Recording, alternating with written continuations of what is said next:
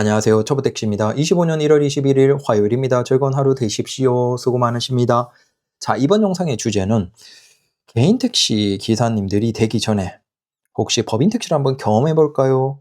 이런 고민을 하시는 이제 예비 개인 택시 기사님들이 많으신 것 같습니다. 그분들에게 저한테 전화를 했다라고 한다면, 저한테 댓글을 남긴다라고 하면 저는 단언컨대 절대로 회사 택시 하지 마십시오. 그냥 선생님이 돈 여유 있고 택시라는 일을 계속 하실 생각이시면 개인 택시를 바로 구입하셔서 하십시오 라고 얘기를 드릴 겁니다. 번호판 가격이 오르든 말든 상관없이. 그런데 온라인 택시 카페에도 이런 질문 글이 꽤나 많이 올라오고, 마찬가지로 카톡방, 택시 기사님들이 계신 큰 카톡방에서도 이런 질문이 올라오면 진지하게 마치 걱정해 주는 듯, 그거 개인 택시 사버리면 60세가 넘은 게 아니면 5년 내로 못 파니까 가급적이면 법인 택시 한번 경험해 보시고 하시는 게 어떨까요? 라는 마치 걱정해 주는 듯한 댓글들이 있습니다. 저는 그게 굉장히 나쁜 분들이 아닐까. 의도적으로 택시 번호판 가격을 떨어뜨리기 위해서 경쟁자를 추락시키기 위한 글들, 답변이 아닐까라고 의심을 해보는 겁니다. 물론 그 중에서는 진짜 진지하게 걱정을 해서 얘기를 해주시는 분들도 계시겠지만, 왜 그런지에 대해서 얘기를 해보죠. 이 수치들은 뒤에 쭉 얘기하겠지만, 그 전에 미리 결론을 내면 법인 택시와 개인 택시는 굉장히 성격이 달라요.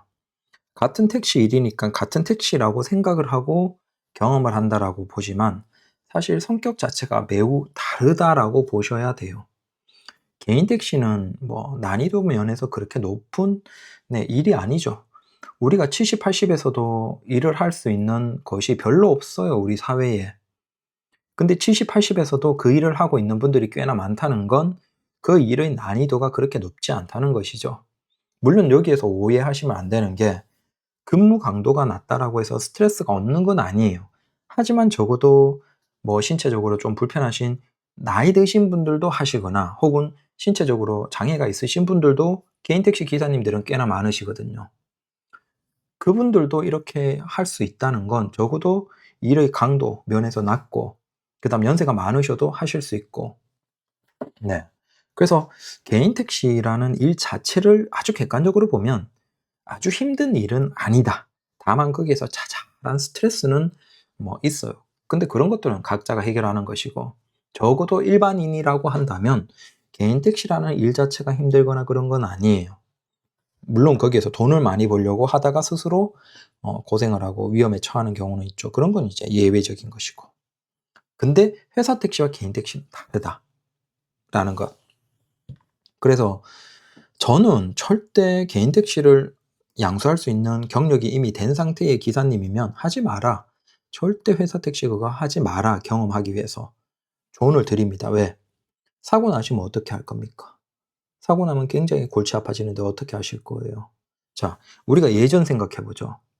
지금처럼 이제 운전면허 무사고로 이렇게 할 수 있기 전, 오직 확실한 이제 경력으로 있을 때만 하더라도 회사 택시 3년, 아니면 영업용 화물차 3년, 아니면 그 운전직으로 6년, 회사에서 운전직으로 6년. 자, 이런 식으로 이 경력만으로 택시가 가능했어요, 개인 택시. 근데 그때만 하더라도 회사 택시 기사님들이나 영업용 화물차나 이런 기사님들이 어떤 게 있었냐 하면, 그 3년 경력 채우기 이제 직전 한두 달은 그냥 돈을 안 벌었어요.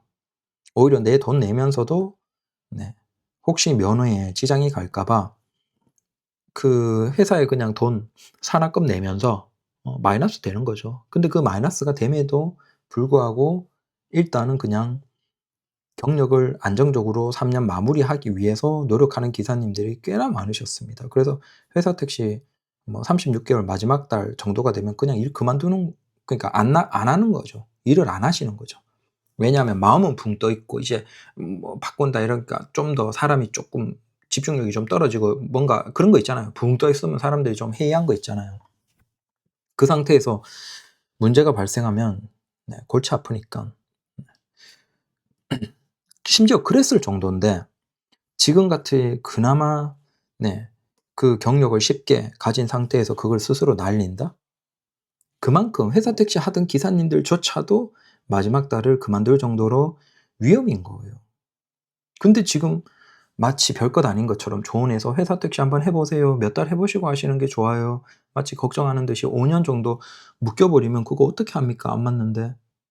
이런 얘기를 하죠. 물론 이건 있어요. 너무 젊은 분이다. 아직 뭐 55 세가 안 됐다. 그런 분들은 사실 온전히 면허를 팔기 위해서는 5 년을 버텨야 돼요. 뭐 이를테면 급전이 필요하다. 그런 분들이 있을 수도 있고, 아니면 뭐 '이게 진짜 나와 너무 안 맞다.' 그런 분들이 계실 수도 있어요. 근데 그런 분들은 애초에 그냥 고민을 해 보시라라고 조언을 드리고 싶어요. 네, 시작하기 전에 고민을 해 보시라.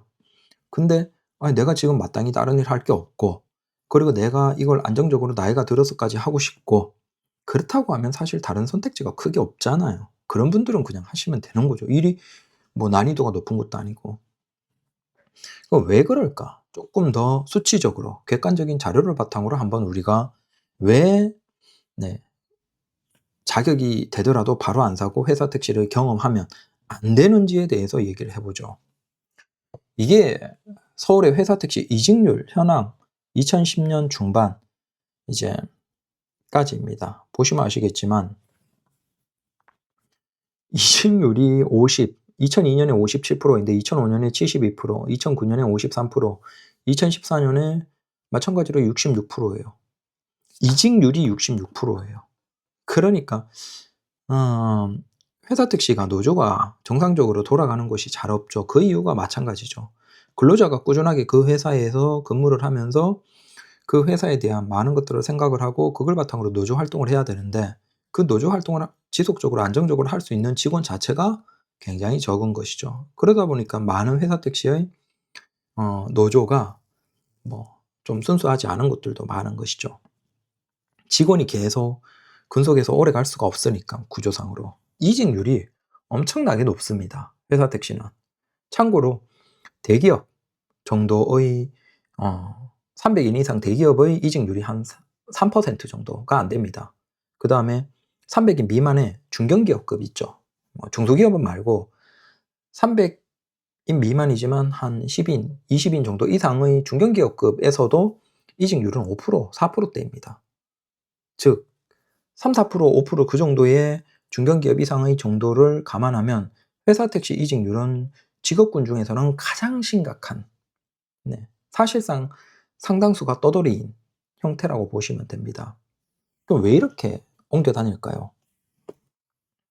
자, 이건 사고율을 한번 보시죠. 이제 저기 끝에서 그 교통사고 건수 대비 운전자 수를 비교해 보면 어느 정도 사고율인지 알 수 있겠죠. 사고가 얼마나 빈번하게 나는지를. 자, 시내버스입니다. 시내버스, 시외버스가 서울 기준 2015년 기준으로 사고율이 4.3%입니다. 4.3% 기억하십시오. 마을버스가 7.6%입니다. 전세버스가 2.7%입니다. 그 다음 개인택시가 3.6%입니다. 자, 법인택시는 2015년 기준으로 어느 정도일까요? 16.4%입니다. 다른 운전직이라고 하더라도 버스와 개인택시와는 비교 안 될 정도로 법인택시는 사고율이 극단적으로 높은 업무예요. 결국은 구조상으로 그럴 수밖에 없다는 거예요. 장시간 근무해야 되고 근무 시간에 압박이 있기 때문에 사고가 안 나는 게 이상한 거예요. 회사 택시는 구조적으로 사고가 안 나는 게 이상한 거예요. 그걸 3년 이상 무사고를 한다? 그 자체가 사실은 말이 안 되죠. 에이, 초보택시님, 법인택시 3년 무사고 해야지 개인택시 자격이 나오잖아요. 그러면 예전에 그 법인택시 3년 무사고하고 그 개인택시 받으시는 분들은 다 무사고일 거 아닙니까? 아닙니다. 뒤에 얘기 드리지만 아니에요. 무사고 아니에요. 그러니까 이건 이 사고율이 무려 16%예요. 그나마 이게 좋아진 거예요. 2010년에는 사고율이 21%예요. 자, 그 얘기는 연 단위로 본다면 5명 근로자 중에 1명이 사고 낸다는 거예요. 회사 택시 기사님 5명 중에 1명이 최소 사고를 낸다는 거예요. 근데 이건 무엇이냐? 공식적으로 집계가 된 거예요. 사고 처리가 된 걸 바탕으로 나온 수치예요. 그리고 여기에서 보시면 확실히 개인 택시의 사고율은 어떻습니까? 3.6%예요. 자, 이 3.6%는 뭐와 유사해요? 마을버스와도 좀 성격이 다르고 오히려 가까운 걸로 보면 전세버스죠. 그래서 개인 택시의 운전 성격, 근무하는 성격은 사실은 법인 택시와는 성격이 완전 달라요. 같은 택시라고 해서 택시라고 생각하겠지만 전혀 다르고, 개인 택시는 전세버스와 유사한 형태라고 보시면 됩니다. 개인 앞으로 되어 있고, 뭐, 근무하는 환경이 강도가 낮고, 그 다음 충분히 안전이 보장이 되는. 그래서 개인 택시는 절대 위험한 일이 아니에요. 마찬가지로 우리가 전세버스 같은 것들의 사고가 좀 강하게 졸음운전으로 발생할 때가 있지만, 실제 전세버스는 굉장히 안정적으로 지속 가능하면서도 돈을 꽤 많이 버는 직업이죠. 네. 그래서 개인 택시는 성격상 본다면 법인 택시와는 전혀 다르다. 자, 법인 택시는 주요 운전직 중에서는 굉장히 사고율이 높은, 압도적으로 높은 위험한 직업이다 라고 보시면 됩니다. 자, 단순히 그러면 사고만이 문제냐? 아니죠. 사고뿐만 아니라, 자, 서울 지역에서 민원 신고 현황을 보시면 2015년 가까운 시점으로 오면서 많이 감소하긴 했지만 2010년부터 시작해서 쭉 보면 연 단위로 4만 건, 4만, 3만 9천, 3만 9천, 3만 7천, 2만 8천, 2만 5천 신고도 굉장히 많이 됩니다. 자, 이 중에서 이제 처벌이 좀 약한 것들이 있지만 처벌이 좀 강한 것들도 있어요. 네. 그 중에서 대표적인 게 부당요금 같은 것들은 이제 3번, 삼진아웃이죠. 이제는 굉장히 무서운 거예요. 근데 그런 신고 건수가 꽤나 많다는 거예요. 즉, 사고뿐만 아니라 부당요금을 비롯해서 승객들의 불만, 물론 이제 피해를 보신 것들도 있겠죠. 하지만 실제 피해라고 보기에는 좀 애매하지만 승객분이 화가 나서 서로 감정 대립하다가 신고를 해버리는 것들, 그런 것들도 꽤나 있죠. 그러면 우리 기사들은 너무나 피해가 크죠. 자, 현재 법인 택시 업계는 대중교통 이용에 따른 승객의 감소로 수익성이 악화되지만 산악금의 부담이 높아지면서 장시간 노동과 저임금으로 인해 택시 노동 환경이 열악해진 상황이다. 이러한 상황 속에서 택시 업계는 신규 입사자가 줄어들고 택시 종사자의 고령화가 진행되면서 교통사고는 줄어들고 있지만 법인 택시에 의한 교통사고 비율은 가장 높은 곳으로 나타났고 택시 운전자에 따른 사고율 또한 증가하고 있는 실정이다. 택시를 이용하는 시민의 안전을 지키기 위해 택시업계 노동 환경 개선이 필요하다라는 겁니다. 그러면 조금 다른 형태로 하면 되지 않냐라고 하겠지만 답이 없어요. 답이 없어요. 회사 택시는. 자, 근무 형태 중 애로사항, 문제인 것들로 보면 1순위가 뭡니까? 이게 우리가 회사 택시의 근무 형태를 보면 크게 2교대제와 1차제가 있죠. 근데 무엇이 됐든 그냥 힘든 거예요. 자, 일단 2교대제 같은 경우에는 가장 문제가 장시간 노동이에요. 근데 아마 긴 시간을 운행하는 건 1차제일 거예요. 하지만 여기에서 장시간 노동이라는 건 무슨 얘기냐면 중간에 휴식 시간 적게 붙여서 일을 하는 그 장시간 노동을 의미합니다. 왜? 2교대제는 산학금이 아니고 변경됐다 전액 관리제라고 하더라도 사실은 그냥 차이가 별로 없어요. 그냥 무조건 일정 이상 회사가 원하는 돈을 기준금 이상을 넣어야 되고 그 이상에서 내가 벌어가기 때문에 일단 무조건 찍어내야 돼요. 어쩔 수가 없습니다. 자, 문제는 그 비용을 2교대제면 12시간 안에 해결해야 돼. 근데 12시간 안에서 내가 출근하고 퇴근도 해야 되고 그 다음 내가 밥도 먹어야 되고 그 다음 내가 기본적인 생리연상도 해야 되고, 자, 흡연하시는 분들은 흡연도 해야 되고, 그 시간 아무리 쥐어짜도 최소한 1시간에서 1시간 반은 될 거잖아요. 그럼 실제 12시간이지만 내가 근무할 수 있는 시간은 10시간 초반 채 안 됩니다. 그럼 10시간 초반에서 우리가 지금은 기준금이고 예전이면 산학금이고 그걸 맞춰야 돼요. 그거 자체를 훨씬 뛰어넘어야 되는데, 그러니까 기본적으로 회사 택시 기사님은 2교대제로 하면 중간에 쉬는 시간을 최소화시키고 근무 시간이 길어진다는 거예요. 12시간 안에 해내야 되기 때문에. 자, 이게 문제죠. 그리고 거기서 필수적인 시간을 제외하면 그 외에 쉬는 시간 없이 강제로 장시간 노동을 해야 되는 거예요. 길게. 그게 건강에도 굉장히 나쁘고, 근데 그게 아니면 방법이 없죠. 그러면 이게 1차제를 하면 해결되지 않냐라고 하겠지만 쉴 시간이 많으니까 1차제는 뭐죠? 그렇게 꿀 빨면 1차제를 다 하죠. 근데 문제는 예전이면 산학금 지금 전액관리제에서 넣어야 되는 돈 기준금이 더 많아요. 당연하겠죠. 너 혼자 타니까. 둘 탈 거 너 혼자 타니까 당연히 많이 내야죠. 그리고 1 차제는 뭐 시작부터 주는 건 아니고 어느 정도 그나마 회사와 신뢰가 쌓이면 그때서야 주죠, 조건이. 그러니까 1 차제는 입금액의 압박, 그러니까 2 교대를 하든 1 차제를 하든 회사 택시의 구조 자체가 노동자가 굉장히 힘들 수밖에 없어요. 답이 없어요. 이 문제는 해결이 되는 게 아니에요. 자, 그리고 연도별 서울 지역 택시 사고율에서 보시면, 자, 운전자당 사고율이 어떻습니까? 저기 끝에서 쭉 보시면 2014년에도 운전자당 사고율이 26%예요. 그리고 차량 한 대당 사고율은 어떻습니까? 45%입니다. 회사 택시 차량들을 보면 온전히 깨끗한 차는 출고되고 이제 아주 초반에만 깨끗하죠.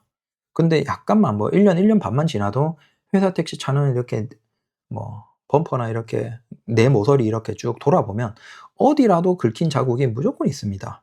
있을 수밖에 없죠. 왜? 연당 대당 사고율이 45%예요. 보통 뭐 이게 15년 정도 추산으로 해도 45에서 50% 전후, 높을 때는 59%예요. 최소한 그냥 사고.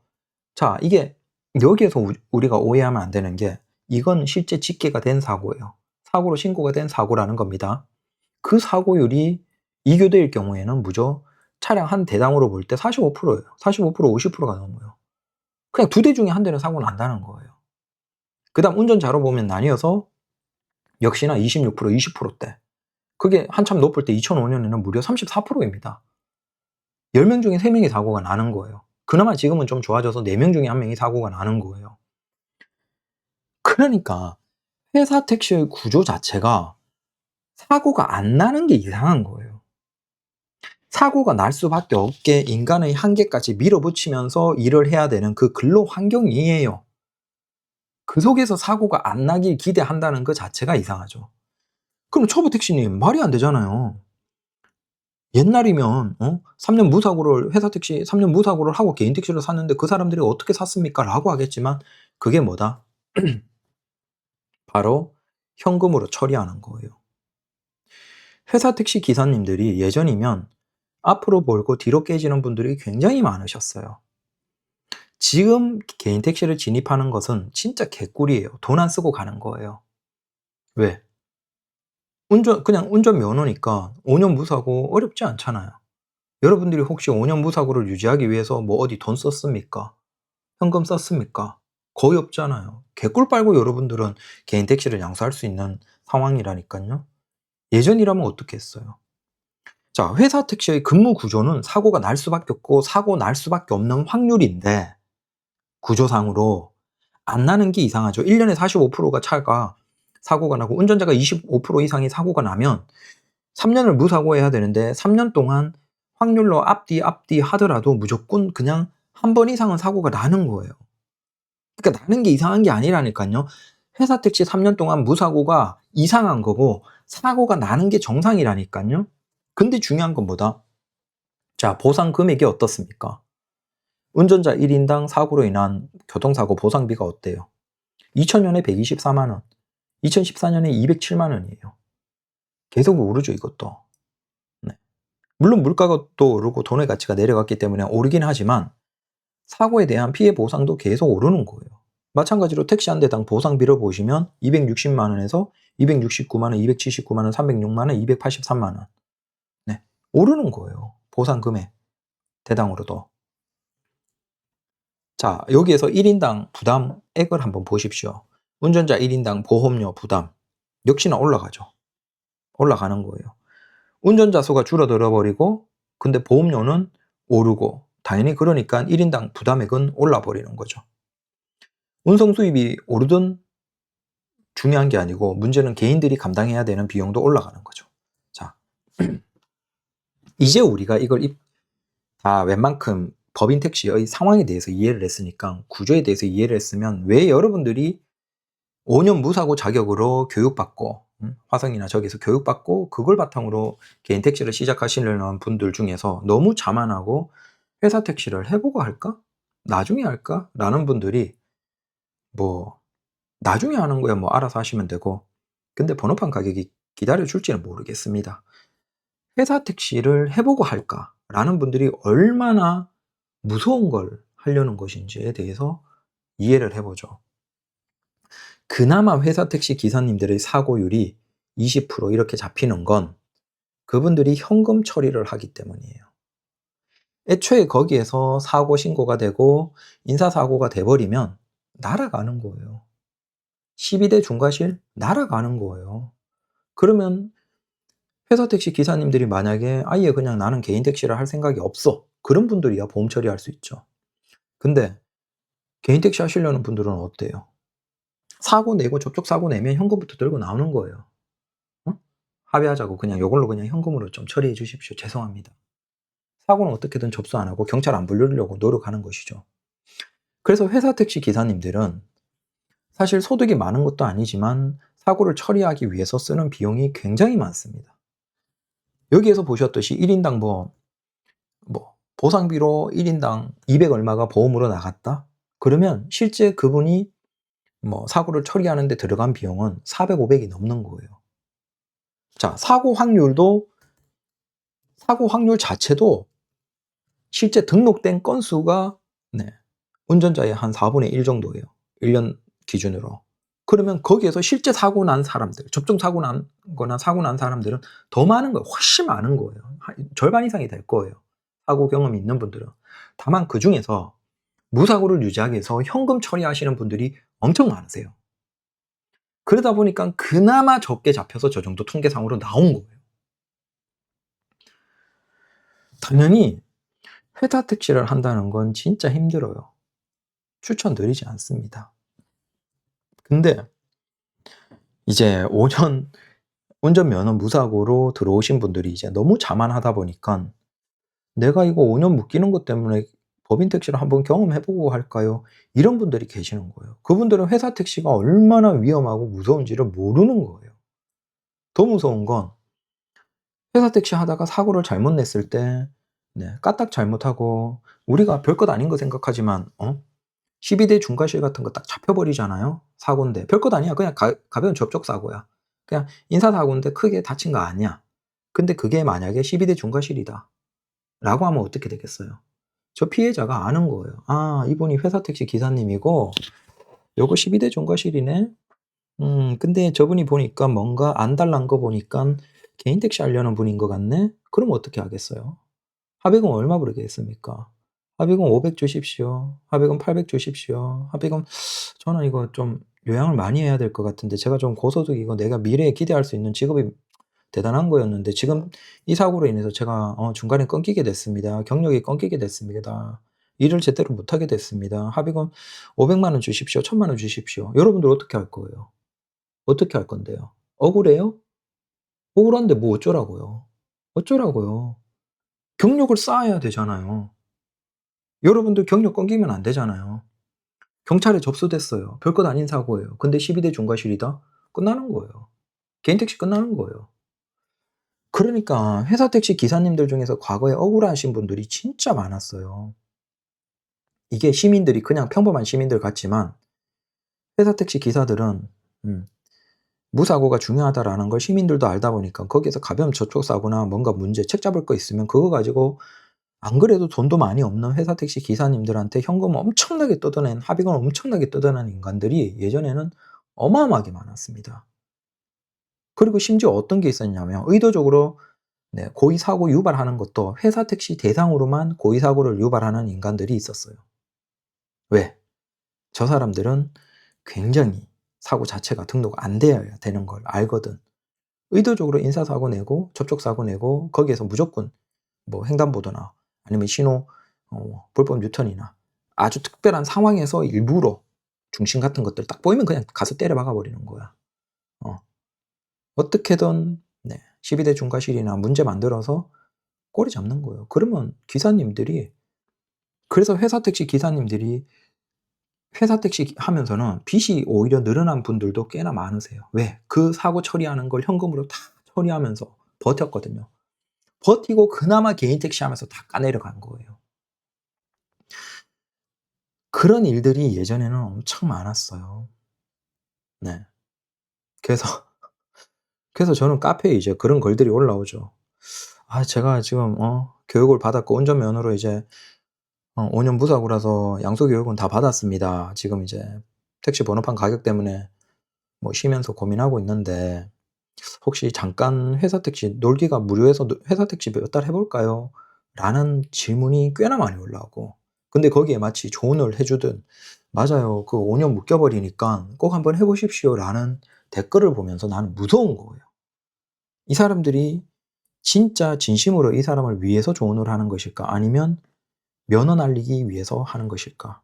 그러니까 경력 양수할 수 있는 경력을 날리기 위해서, 왜 한 명이라도 개인 택시를 양수 못하면 결국 살려는 사람이 줄어들고 당연히 번호판 가격은 내려갈 수 있겠죠, 경쟁자를 줄이니까. 그래서 택시 카페에 그런 것들을 보면 여러분들이 순진하게 믿지 마십시오.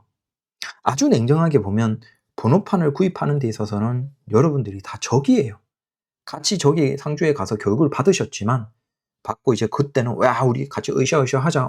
같이 이제 택시로서 필드에서 만납시다." 뭐 이러고 헤어졌잖아요. 연락처 주고받고. 근데 사실 아주 냉정하게 차갑게 보면 그 사람들이 다 경쟁자예요. 그 사람들 하나 둘이 택시를 안 사면 여러분들이 택시 가격을 싸게 살 수 있는 것이죠. 그래서 그때는 서로 웃고 으쌰으쌰 했지만, 사실은 온라인 카페 같은 데나 카톡방 같은 데서는 그 경쟁자들이 없어지길 원하는 분들이 계시지 않을까라는 생각이 들 정도예요. 그게 아니고는 그냥 무지해서 얘기를 하는 것일 수도 있겠죠. 회사 택시에 대해서 모르니까 그냥 "한번 경험해 보세요."라고 조언을 하는 것일 수도 있겠지만, 알고 있다라고 하면 그건 진짜 경쟁자를 제거하기 위해서 그렇게 마치 네 신경 쓰듯 걱정해 주듯 조언을 오히려 잘못되게 하는 것이죠. 그래서 회사 택시는 만만한 게 아니에요. 회사 택시는 사고율이 굉장히 높은 위험한 일입니다. 절대 뭐 일반 여유 있는 분들은 개인 택시 양수하기 직전에 그걸 경험 삼아 해 보겠다? 절대 그런 생각하지 마십시오. 사고율이 저렇게 높은데 여러분들이 사고 안 나는 게 이상한 거예요. 정신없습니다. 그래서 사고 나면 여러분들 현금 처리하겠습니까? 특히 딱 보면 알거든. '아 이 사람 되게 간절하네? 사고 안 나려고 하네? 아 개인 택시 양수하려고 하는구나.' 그러면 합의금 별것 아니야. 그냥 가볍게 하고 뭐 몇 주 병원 갔어.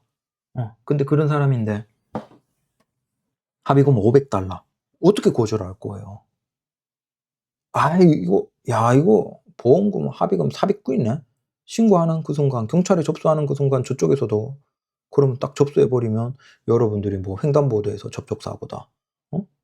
아니면 어디에서 사고다.